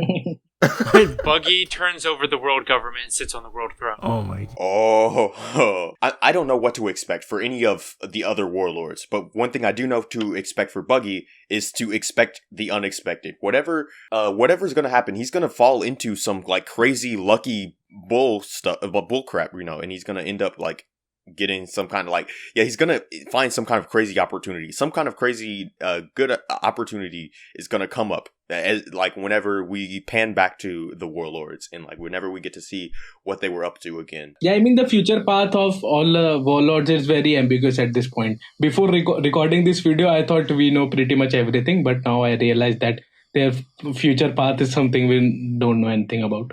Okay, wait, Jake, what were you gonna say? I was gonna say maybe Buggy will go see Shanks. Could that be a possibility? Yeah, this is a thought. I mean that can happen. He said he would never join Shanks though. No, but I think the thought I was having, not just for Buggy, but all the warlords, the current ones, not really counting the previous ones, all the current ones, I think, and I've been thinking about this for a while, and even probably making a video, that they will all probably at some point ally themselves with kind of Yonko, I would say, because you have Jinbe, and then you probably have the world government knows that Boa is, allied with the Straw Hats, and she helps the Straw Hats. So I feel like maybe not joining the Yonko's crews, but having that connection or ally with different Yonko. Yeah, I can see that. That's probably what's gonna happen. Other than I could see Mihawk not deciding not to. I could see Mihawk going either way, deciding not to join up with Shanks and decide. I mean, he can always start his crew. I mean, that we also something to see. He can gather some bounty hunters. I could also see Hancock just trying to chill by herself, or trying to ally up with I don't know, maybe Luffy or the Straw Hat Grand Fleet or something like that, or maybe Sword if that's. If Sword involves more pirates, if they wanted to... I still don't think we understand what Sword is. Yeah. Because I think a lot of people, just on that tiny topic of Sword, I don't know if we understand fully what Sword is. Yeah. Because remember back when we were first introduced to Drake? Well, maybe you guys might not have been around for this, but when we first introduced Drake, the theories were he's going to be a big part of the story because he's going to have some knowledge of the world government that had him turn from the government and become a rebel, and he's going to help tell the Straw Hats about some interesting thing that he only knows that made him flee. But now we know he's still working for the world government. He's still a government agent. His story is completely different from what we thought it would be. I can't wait to see what happens with Drake. Yeah. Yes. So we might be thinking though that Sword is okay, it's this government agency that infiltrates pirates. It might not be at all that. Might just have Drake as an agent that way.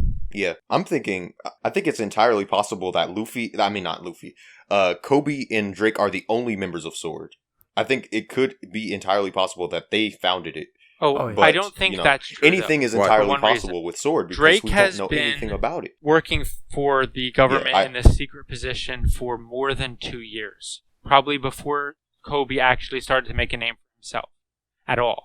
Or even started working with guards. I mean, on the other hand, right, I could see what Smizzle is saying as still true because I'd imagine there is, if we're saying that's true, then it could be that, Drake left the Marines, right, or something like that, or he quote-unquote left the Marines, and then he had this idea of Sword, and then maybe there's a couple more Marines on his side. That's why he's, still Marine. And then, who knows, maybe the Rocky Port incident, he heard about Kobe or something like that. And then he maybe recruited Kobe. Because that's when Rocky Port incident is where Kobe made a name for himself. Yeah. Law was also involved in that. That's true. But I don't want to jump all the way to Laws in Sword just yet. I don't know. Have you seen keep it safe. Randy's video? Randy. Yeah, I've seen his video, right? But I'm just saying that I think it's a great video. Not gonna lie, but I'm just saying that I'm not fully on board with it just yet. Although I think his video is great. Yeah, exactly. I mean, Law being that he had some nice ideas to support his theory, no doubt on that. But I don't want that to actually happen. Law's part in the story is because here's the thing: because all the things he's been doing have been completely rogue. Plus, why would they make someone who's a Marine? I mean, it depends on how secret and within the Marines this whole organization is, but he was made a warlord for a reason, Yeah. The thing about Law is that, I wasn't down for any Sword theory. All theories about Sword, I was just I don't talk about, whenever Sword first came up and everybody was making theories about it, I was like, don't talk about Sword. Because the whole thing was that we don't know anything about it, Randy brought up, so many good points, and I'm like, at first I was against Law being in Sword, and I'm like, I'd be down with it if it happens, You gotta kind of gotta take every single theory with a grain of salt. Even the best theories, I've actually almost never seen a theory, especially a major theory, come out to be true at all. Obviously some people thought Kanjuro was the traitor, but that's just because somebody thought everybody was the traitor. You know, Yeah. Yeah, there basically. was people No. supporting If every you character. watched so- Marco the Phoenix video, I mean, yeah. for this very theory, I would like to add the video for Marco the I mean, Phoenix Yeah. or the Okay, Marco the yeah, I Theorist, know that something like in that. this, like, Marco the Phoenix, like, he made a theory. Okay, I haven't seen it, but, like, I guess, like, what the point is right now is that, I mean, for the traitor thing, there's only 9 options. Like, someone's gonna get it. Yeah. It just happened to be that guy did. Yeah. And So if you want to support us, make Oh, sure yeah, you subscribe. subscribe to the Voice of All Things. To subscribe to me, Smizzle. Subscribe to Down the Weeaboo Hole. Subscribe to the D Clan. Subscribe to King KZ75. And you know what? Subscribe to Brobble D Boy as well, because even though he wasn't in this video, he Yeah. really wanted Yeah. to He wasn't be. here, And he's sad. kind of sad that he wasn't. So yeah. Links Yeah, to so all we'll that give in him the a shout description. out for sure. Yeah. He always has Yeah. valuable insight. I'm really sorry. Also, last episode I cut him off a lot, and I I just will- cut somebody off a lot. I'm sorry. Check out our other podcasts if you like this one. And of course, like Smizzle said, check out our channels. We've got lots of good One Piece content we'd love for you to see. And next chapter, we're going over number 6, The Flying Toby Six. Oh yeah. That'll be a fun, timely one. Once again, if you like lizards. Oh man. Then stay away from Nami. Dinosaur Exterminator. Get your favorite ideas for the zone devil fruits you want them to have ready. Yeah. Also, if you're a small One Piece creator or you want to support some small One Piece creators, join the Discord, the Grand Fleet Discord. We got. You can make friends. You can post your videos. You can get feedback from other people. You can give feedback to other people, and you can also be on this podcast if you want. You know. But yeah, I think that's everything. Right.